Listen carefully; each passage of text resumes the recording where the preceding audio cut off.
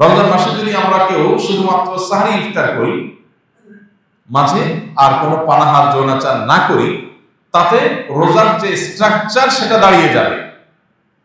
কিন্তু এই রোজা অর্থবহ হবে, সার্থক হবে, পূর্ণাঙ্গতা পাবে, এর ফিনিশিং হবে তখনই যদি আমরা এই রোজা শুধুমাত্র পেটের না করে, এই রোজা চোখের, এই রোজা আমাদের ব্রেইনের, এই রোজা আমাদের হাতের, পায়ের, সমস্ত অঙ্গ প্রত্যঙ্গের করতে পারি। অর্থাৎ সকল অঙ্গ প্রত্যঙ্গকে, ওই যে পেটকে যেরকম আল্লাহর আদেশ নিষেধ দ্বারা নিয়ন্ত্রণ করছি, ইফতারের ঠিক আগ মুহূর্তেও রকমারি খাবার আমার সামনে আছে, আর মাত্র 2-5 মিনিট বাকি আছে সূর্য ডোবার, খাবারের চাহিদা আছে শরীরে, আবার খাবারও সামনে আছে, কিন্তু খাচ্ছি না কেন? আল্লাহর নির্দেশ হয় নাই।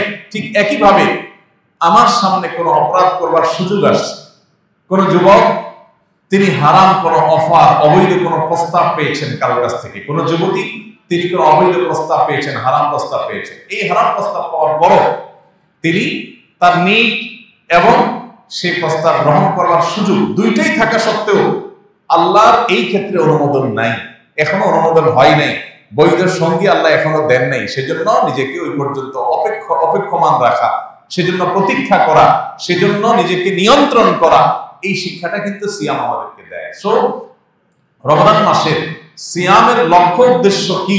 সিয়াম কেন আমরা রাখছি? বিরত থাকার মানেটা কি? বিরত থাকার মানেই হলো জীবনের পদে পদে ব্রেক দেওয়া, জীবনের প্রতিটি স্তরে স্তরে ব্রেক দিতে জানা। ব্রেক দিতে জানা এটা সুস্থতার লক্ষণ, আর ব্রেক দিতে না জানা এটা অসুস্থতার লক্ষণ। যে ব্যক্তি যা খুশি তা করতে পারে, যা খুশি তা বলতে পারে, তার মুখ দিয়ে কি আসলো না আসলো সে বলে দিল, তার যা খুশি তা সে করে ফেললো, তার বিবেক তাকে নিয়ন্ত্রণ করে না, তার বিবেক তাকে কন্ট্রোল করে না, তার বিবেক তাকে থামায় না, এই ব্যক্তি নিজেকে আধ্যাত্মিকভাবে, স্পিরিচুয়ালি সে নিজেকে কখনো সুস্থ মনে করার কোনো কারণ থাকতে পারে না। পৃথিবীতে যত জীবন দর্শন আছে, পৃথিবীতে যত সমাজ ব্যবস্থা আছে, এই সবগুলোর সাথে ইসলামী সমাজ ব্যবস্থা বা ইসলামী বিধিবিধানের একটা মৌলিক পার্থক্যের জায়গা এখানে, যে বিশেষ করে আজকের পৃথিবীতে যে ভোগবাদী সমাজ আছে, এই ভোগবাদী সমাজে আপনাকে বিরত থাকার কথা খুব একটা কেউ বলবে না, সবাই আপনাকে বলবে শুধু ভোগের কথা। প্রতিটা বিজ্ঞাপন, প্রতিটা অ্যাডভার্টাইজমেন্ট, প্রতিটা বিজ্ঞাপনী বিলবোর্ড আপনাকে আহ্বান করে ভোগের প্রতি। আপনি হয় কোনো গাড়িকে ভোগ করার জন্য আপনাকে আহ্বান করা হবে, অথবা কোনো খাবার দাবার ভোগ করার জন্য আপনাকে আহ্বান করা হবে, অথবা আপনার জৈবিক কোনো চাহিদা পূরণের জন্য আপনাকে নানাভাবে পরিচিত করা হবে, আহ্বান করা হবে। সব দিকে দেখবেন শুধু ভোগের আহ্বান, ভোগের ডাক। ইসলাম আমাদেরকে এর বিপরীতে সবসময় ত্যাগ এবং আত্মনিয়ন্ত্রণের ডাক দেয়, আহ্বান করে। অর্থাৎ দুইটা সম্পূর্ণ দুই মেরুর জিনিস। ইসলাম যে আত্মনিয়ন্ত্রণের কথা বলে, ইসলাম যে আমাদেরকে ত্যাগের কথা বলে, ইসলাম যে আমাদের কন্ট্রোলের কথা বলে, এটা কেন বলে? কারণ একটা সমাজ যদি স্থিতিশীল হতে হয়, একটা সমাজ যদি সুস্থ স্বাভাবিক থাকতে হয়, তাহলে সেই সমাজকে অবশ্যই আত্মনিয়ন্ত্রণ করার অভ্যাস গড়ে তুলতে হবে।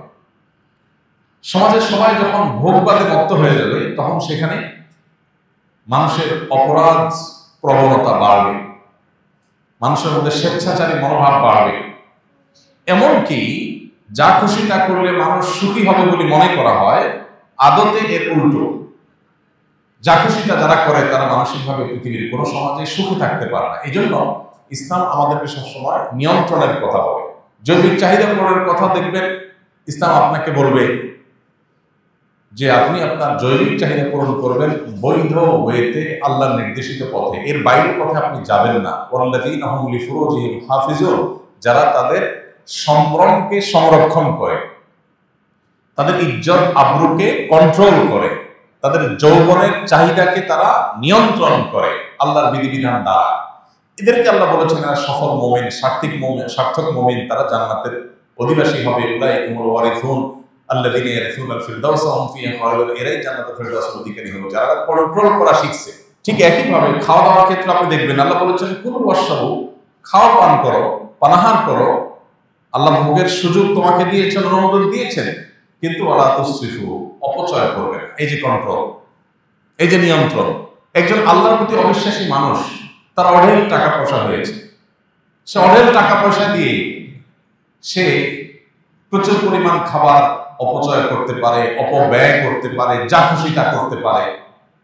তার বিবেক তাকে বাধা দেয় না, কোন সমাজ, পৃথিবীর কোন বিচার তাকে বাধা দেয় না। তার সম্পদ সে 10 টাকার জায়গায় 10,000 টাকা খরচ করছে, যেখানে খরচ করার দরকার নেই সেখানেও সে খরচ করছে, তার বিলাসিতার জাহির সে করছে, তাকে কেউ নিষেধ করে না।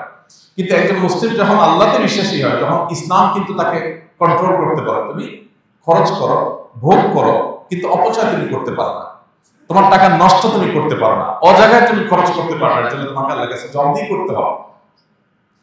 তাহলে বর্তমান যে ভোগবাদী সমাজ ব্যবস্থা, এই সমাজ ব্যবস্থার সাথে ইসলামের পার্থক্যটাই হলো ইসলাম আমাদেরকে নিয়ন্ত্রণের কথা বলে। আর নিয়ন্ত্রণ মানুষের মনুষ্যত্বকে, মানুষের মানবিক গুণাবলীকে ধরে রাখতে সাহায্য করে। আমাদের সমাজে আর যত বিশৃঙ্খলা দেখতে পাই আমরা, যত অনাচার দেখতে পাই, যত অপরাধ প্রবণতা দেখতে পাই, এই সবগুলো হলো নিয়ন্ত্রণহীনতা থেকে।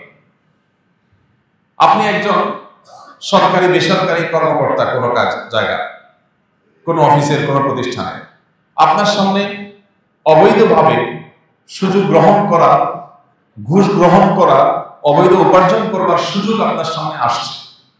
আপনি চাইলেই সেটা করতে পারেন, কিন্তু আল্লাহ আপনাকে নিষেধ করেছেন, আল্লাহর সীমানা আছে এখানে, এটা আপনি ওভারটেক করতে পারেন না। সেই চিন্তা থেকে, সেই চেতনা থেকে আপনি সেই কাজটি করলেন না, আপনি নিজেকে বিরত রাখলেন।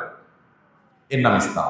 তো এই যে সিয়াম সাধনা আমরা করি, রমজান মাসে রোজা রাখি, এই রোজা মূলত আমাদেরকে সেই নিয়ন্ত্রণের কথা বলে। রোজা আমাদেরকে বলে আমরা যখন রোজা রাখি, আমাদের পেটে ক্ষুধা, আমাদের কণ্ঠে তৃষ্ণা, আমাদের সকল চাহিদা শরীরে থাকা সত্ত্বেও হাতের নাগালে খাবার, পানীয় এবং নিজের চাহিদা পূরণ করবার সব উপাদান প্রস্তুত থাকা সত্ত্বেও আমরা সেগুলো দিয়ে আমাদের চাহিদা পূরণ করি না।